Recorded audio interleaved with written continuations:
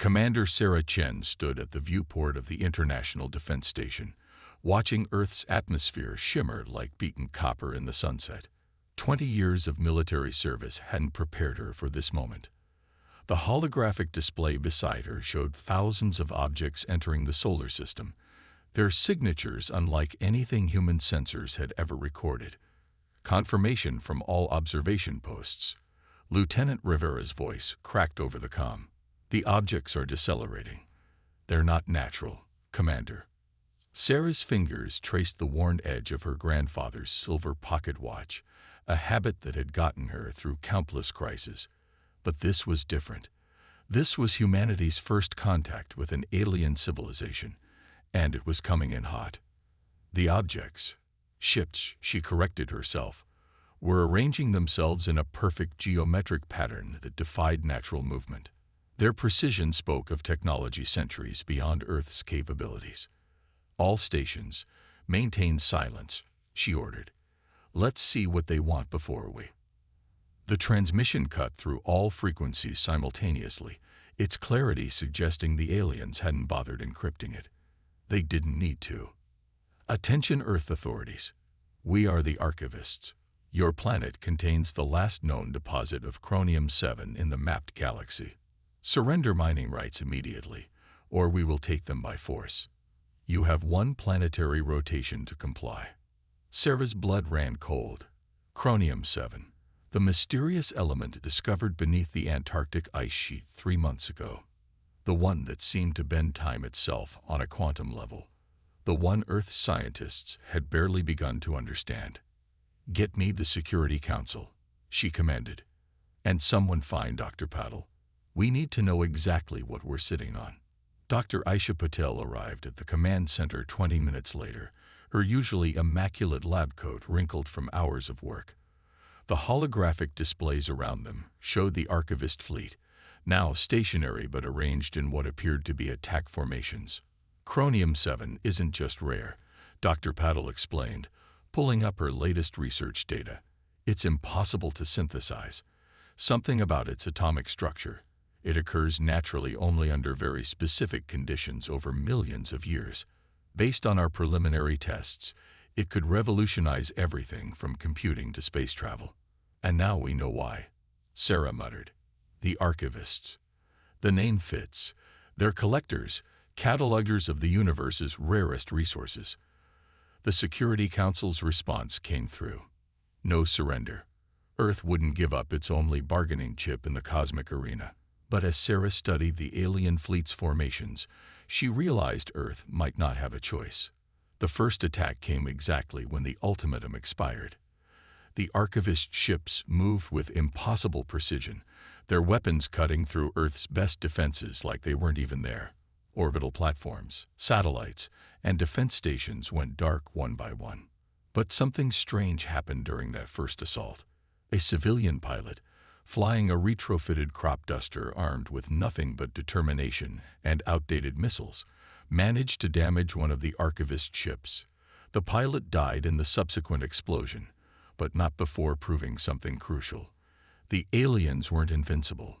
Play that footage again, Sarah demanded, studying the sequence. The archivist ship had moved to intercept the crop duster with the same mechanical precision it had shown against military targets. But the pilot had done something unexpected, something human. He'd turned into the attack instead of away from it, a move that made no logical sense but had somehow worked. They're too perfect, she whispered, understanding dawning. Too predictable. The archivist's technology was superior in every way, but it operated on pure logic, on perfect calculations, human unpredictability. Their tendency to make seemingly irrational choices didn't fit into those calculations. Sarah's hand closed around her grandfather's watch. He'd been a guerrilla fighter in his youth, leading irregular forces against superior enemies. Sometimes, he told her, the best move is the one that makes no sense at all. She opened a channel to all remaining Earth forces. This is Commander Chen. I need every unorthodox tactic, every crazy strategy you've ever considered but dismissed as too risky. The archivists want our Chromium-7. Let's show them why humans have survived everything Earth has thrown at us for the past million years. As she issued orders that would reshape Earth's defense strategy, Sarah watched the archivist fleet continuing its perfect, predictable assault. They had no idea what they'd awakened. Humanity's greatest weakness, their unpredictability, was about to become their greatest strength. The first attack came exactly when the ultimatum expired. The archivist ships moved with impossible precision, their weapons cutting through Earth's best defenses like they weren't even there. Orbital platforms, satellites, and defense stations went dark one by one. But something strange happened during that first assault.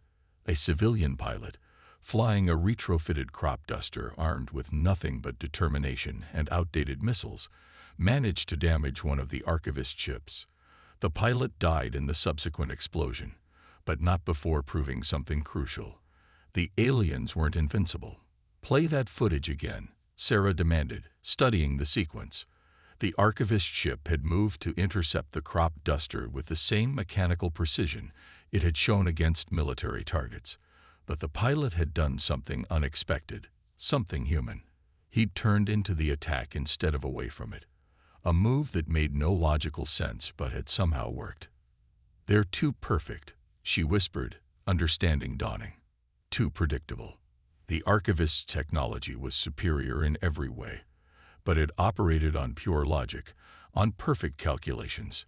Human unpredictability, their tendency to make seemingly irrational choices, didn't fit into those calculations. Sarah's hand closed around her grandfather's watch. He'd been a guerrilla fighter in his youth, leading irregular forces against superior enemies.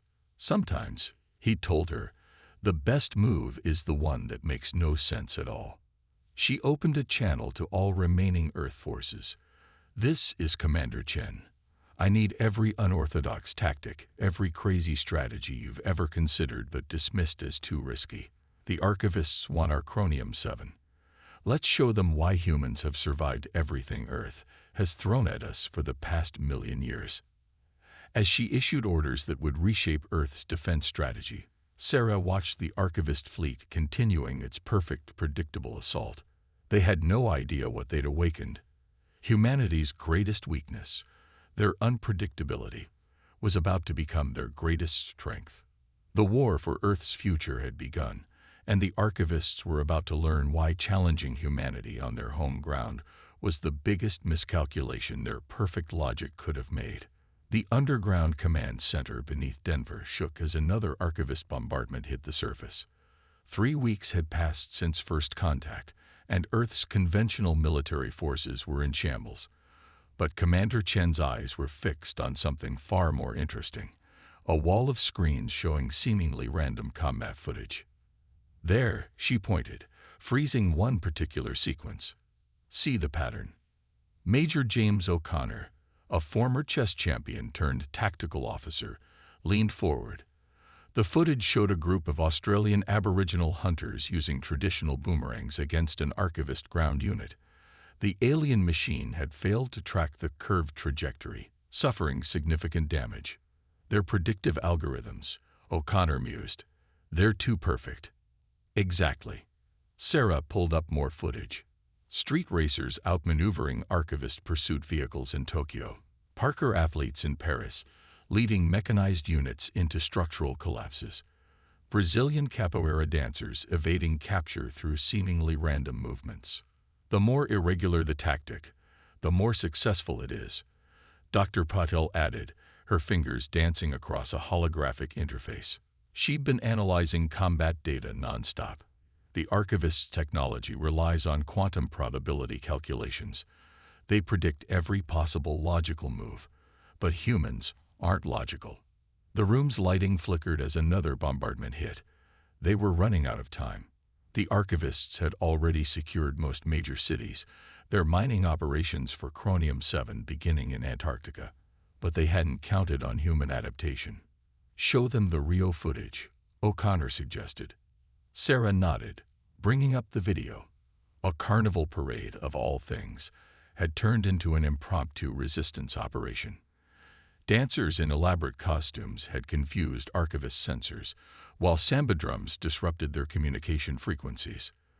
The entire operation had looked like chaos, because it was chaos. "We need to weaponize this," Sarah declared. "Not just isolated incidents, but a coordinated global strategy of unpredictability." Dr. Patel's eyes lit up. "The quantum uncertainty principle on a tactical scale. The more random our actions become, the harder we are to predict," O'Connor finished. "But how do we coordinate randomness? It's a paradox." Sarah picked up her grandfather's watch. "It's ticking a counterpoint to the distant explosions. We don't coordinate the actions, we coordinate the chaos." Within hours, a new directive went out to all remaining resistance cells worldwide. Traditional military structures were abandoned. Instead, operational groups were formed based on skill diversity. Street artists paired with demolitions experts. Professional gamblers worked alongside tactical officers. Stunt drivers trained alongside special forces. The results were immediate and startling. In Singapore, a group of Parker enthusiasts and structural engineers collapsed an entire archivist processing facility by creating a domino effect of seemingly random building failures. The aliens' predictive systems had calculated every logical possibility, except for the completely illogical sequence their human opponents designed. In Moscow, a circus troupe collaborated with ex-KGB operatives to infiltrate an archivist command node. The alien sensors, programmed to detect military stealth techniques, were blind to acrobats moving in ways no soldier would consider. But the real breakthrough came from an unexpected source. A group of jazz musicians in New Orleans discovered that improvised music patterns could disrupt archivist communication networks. The aliens' quantum processors, trying to predict the next note in sequences that were inherently unpredictable, began to overload. "It's beautiful," Dr. Patel whispered, watching the data streams. "Their perfect logic is their perfect flaw. They can't compute randomness because true randomness doesn't exist in their worldview." Sarah studied the global map, watching as more resistance cells adopted the new paradigm. Conventional military forces had failed because they fought logically, predictably. But humanity's greatest strength had always been their ability to embrace chaos, to thrive in uncertainty. "We're not just fighting with weapons anymore," she realized. "We're fighting with culture, with art, with everything that makes us uniquely human." The command center shook again, but this time it wasn't from bombardment. A massive screen showed the first major victory. An archivist processing facility in Brazil, completely disabled by a combination of carnival tactics and guerrilla warfare. The aliens had never seen it coming because their probability calculations couldn't account for samba dancers armed with EMP devices hidden in their costumes. As reports of similar successes began flowing in from around the world, Sarah allowed herself a small smile. The archivists had come expecting to face a primitive military force. Instead, they were facing the full spectrum of human creativity and unpredictability. "Send word to all cells," she ordered. "Operation Random Walk is now in full effect. Let's show these collectors why humanity's chaos is our greatest weapon." The war was far from over, but for the first time since the invasion began, Earth had hope. The archivist's perfect logic was about to meet its match in humanity's perfect imperfection. The Malaysian jungle buzzed with life at midnight, but something else buzzed too. The quiet hum of archivist drones searching for human signatures. In a hidden camp, Commander Sarah Chen watched as an unlikely group assembled. A street magician from Hong Kong, a weather forecaster from Mumbai, a chaos theory mathematician from MIT, and a group of indigenous trackers from Borneo. "Protocol Zero," Sarah announced, her voice barely above a whisper. "That's what we're calling it. The complete abandonment of conventional military doctrine in favor of controlled chaos." The assembled group, one of dozens like it worldwide, represented humanity's new approach to resistance. Each member brought skills that defied logical prediction, making them invisible to archivist probability matrices. Dr. Patel's holographic image flickered in the center of the camp, transmitted via a network of jury-rigged satellites. The archivists are adapting, she warned.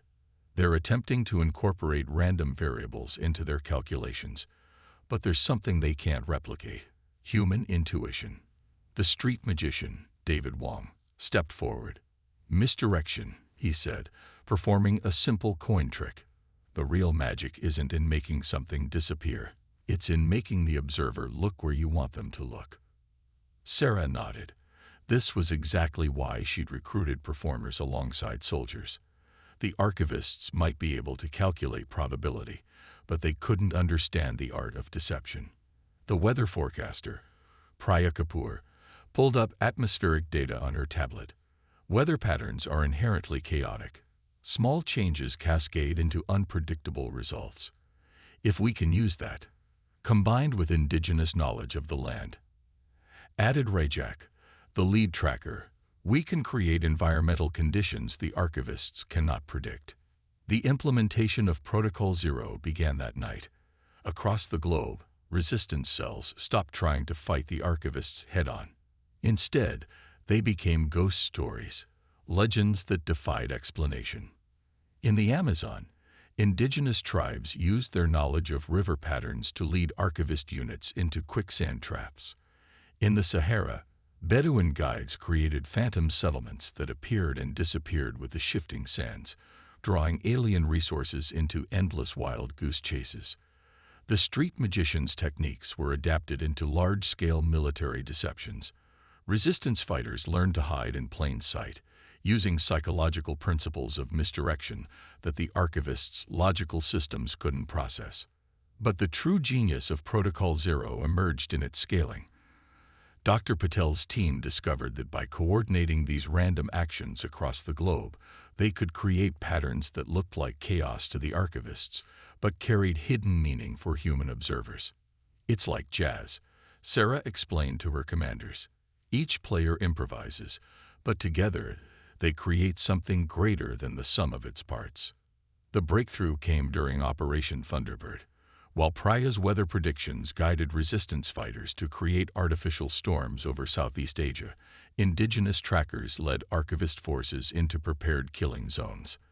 The aliens' probability engines, attempting to calculate both weather patterns and human movement, began to malfunction. Meanwhile, David Wong's team staged a series of increasingly spectacular supernatural events near archivist bases. The aliens, unable to process human concepts of superstition and magic, diverted significant resources to investigate these manufactured mysteries. "They're trying to understand us," Dr. Patel reported during one secure transmission.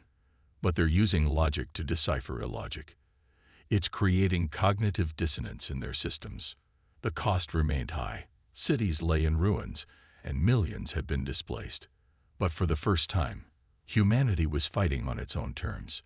Protocol Zero wasn't just a military strategy. It was a celebration of everything that made humans unique. Sarah stood at the edge of the camp, watching as her unlikely army prepared for another night of impossible missions. The archivist drones still buzzed overhead, but they no longer inspired fear. Instead, they represented opportunity. Each drone was another chance to prove that humanity's greatest weakness was actually its greatest strength. "Send word to all cells," she commanded. "Protocol Zero is fully operational. Let's show these collectors that some things in the universe can't be archived." As the message went out, Sarah couldn't help but smile. The archivists had come to Earth expecting to find a primitive species protecting a valuable resource. Instead, they'd found something far more precious and dangerous, a species that had turned unpredictability into an art form. The war had entered a new phase, and for the first time since the invasion began, the archivists were the ones who looked primitive, trapped in their logical patterns while humanity danced circles around them in a chaotic ballet of defiance. Deep beneath the ruins of Cambridge University, in a makeshift lab cobbled together from salvaged equipment, Dr. Patel stared at her screens in disbelief. Lines of archivist code scrolled past, captured during their latest failed attempt to predict human guerrilla tactics. "Commander," she called through the secure channel, her voice trembling with excitement. "I found something. Their entire decision-making architecture, it's based on a fundamental misunderstanding of chaos theory. Sarah Chen's hologram materialized in the lab, her expression weary but alert. 6 months of warfare had left its mark, but her eyes still burned with determination. "Explain it to me, Doctor." "In simple terms." "They see the universe as a math problem," Aisha began, pulling up visualizations. "Every decision, every outcome, it's all equations to them. But they've made a critical error. They treat chaos as a flaw in the system rather than an integral part of it." The holographic display showed archivist battle formations, perfect geometric patterns that adjusted with mechanical precision. Alongside them, Aisha displayed the seemingly random movements of successful human resistance operations. "Look at these patterns," she continued. "The archivists respond to chaos by trying to impose order. Every time we introduce randomness, they attempt to force it into a logical framework. And that's when their systems start to break down." Sarah leaned closer to the display. "You're saying their need for order is actually a weakness." "More than that." Aisha's fingers flew across her keyboard. "Their entire civilization appears to be built on the principle of perfect predictability. They don't just prefer order, they require it. Chaos doesn't just confuse them, it hurts them." The implications were staggering. What had started as a tactical advantage could become a strategic one. The archivists weren't just frustrated by human unpredictability. They were vulnerable to it. Within hours, a new strategy began to take shape. Operation Butterfly Effect, they called it, named after the chaos theory principle that small changes could cascade into massive, unpredictable results. Resistance cells worldwide began implementing the new protocols. Instead of just using chaos tactically, they started targeting the archivists' need for order itself. In New Delhi, street artists created massive asymmetrical patterns that disrupted archivist targeting systems. In Rio, capoeira dancers incorporated quantum uncertainty principles into their movements, causing alien sensors to crash. But the real breakthrough came from an unexpected source: children playing hopscotch in the ruins of London. Their games, Sarah realized, watching footage of archivist units attempting to predict the children's movements. They're completely random but follow hidden patterns that only make sense to human minds. The resistance began incorporating elements of children's games into their tactics. Hopscotch patterns became military maneuvers. Duck, duck, goose inspired circular attack formations. Simon Says turned into a framework for asymmetric warfare. The archivists' response was dramatic. Their perfect formations began to show signs of strain. Units started to malfunction, their probability engines overwhelmed by the task of predicting the unpredictable. "It's like they're having a collective nervous breakdown," Aisha observed, monitoring the alien communications. "Their entire worldview is being challenged. They can't process the idea that chaos might be as fundamental to the universe as order." Sarah gathered her command staff: the chess champion, the weather forecaster, the street magician, all the unlikely heroes who had helped turn the tide. "We've found their weak point," she announced. "Now we exploit it. Full implementation of Operation Butterfly Effect begins immediately." Across the globe, resistance fighters began deliberately introducing elements of chaos into every engagement. Military formations dissolved into seemingly random patterns that nonetheless coordinated perfectly. Communication switched to jazz-based encryption that changed with every beat. The archivists' response was to increase their efforts to impose order, exactly as Aisha had predicted. But each attempt to force human chaos into logical patterns only made their systems more vulnerable. "They're trapped in their own logic," Sarah realized, watching as another archivist command center collapsed under the strain of processing too many random variables. Their greatest strength has become their greatest weakness. As the day ended, Sarah stood in the Cambridge lab, watching the tactical displays show archivist units withdrawing from cities worldwide. Their perfect formations were breaking down, their responses becoming erratic. "Send word to all cells," she ordered. "Operation Butterfly Effect is working. The archivists aren't just failing to predict us anymore. They're starting to fear us. The war had reached its turning point. The archivists had come to Earth seeking to impose their perfect order on what they saw as a primitive, chaotic species. Instead, they were learning that chaos wasn't just a part of humanity.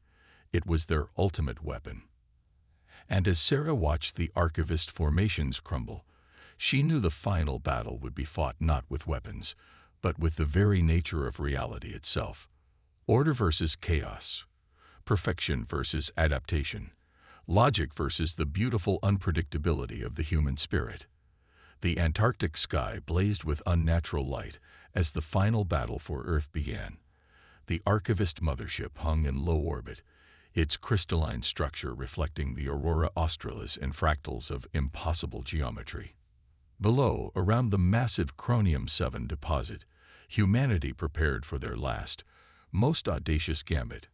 Commander Sarah Chen stood in the modified control center, surrounded by the unlikely team that had helped humanity survive this far. "They're here for their final push," she announced. "And we're going to give them exactly what they don't expect." Dr. Patel's hologram flickered with interference from the archivist ships. Their systems are still destabilized from Operation Butterfly Effect, but they're adapting. They've stripped their prediction engines down to basic physics. No more trying to calculate human behavior. "Good," Sarah smiled, "because human behavior is exactly what they're going to get. All units, commence Operation Wonderland." Across the Antarctic plateau, humanity's final defense unfolded like a fever dream. Professional dancers moved in synchronization with special forces teams. Street performers created elaborate illusions alongside military hardware.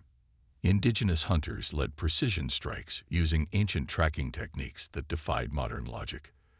The archivists responded with overwhelming force, but something had changed in their approach. Their usually perfect formation showed signs of hesitation, of uncertainty. The chaos humanity had introduced into their systems had left its mark. "Look at their patterns," O'Connor observed, his chess master's eye catching the subtle shifts. "They're second-guessing themselves. Every time they start to form their standard geometric formations, they break apart, as if afraid of becoming too predictable." Sarah watched as the battle unfolded according to their impossible plan. Each seemingly random human action was part of a larger pattern, a pattern so complex and counterintuitive that it appeared as pure chaos to the archivist's sensors. The turning point came when David Wong, the street magician, implemented his grandest illusion. Using a combination of holographic technology and ancient stage magic principles, his team created the appearance of the entire Antarctic battlefield shifting, rotating, multiplying like a kaleidoscope. The archivist forces froze, their sensors overwhelmed by data that defied their fundamental understanding of reality. In that moment of confusion, humanity struck. Teams of quantum physicists, working alongside intuitive artists, activated devices that amplified the natural uncertainty field of the Chromium-7 deposit. The exotic element's time-bending properties, combined with deliberately irregular human brainwave patterns, created a cascade effect through the archivist fleet. "Their entire system is based on certainty," Dr. Patel explained, watching the chaos unfold. "By combining quantum uncertainty with human unpredictability, we're not just confusing them, we're challenging their very understanding of existence." The archivist mothership's crystalline structure began to pulse with discordant light.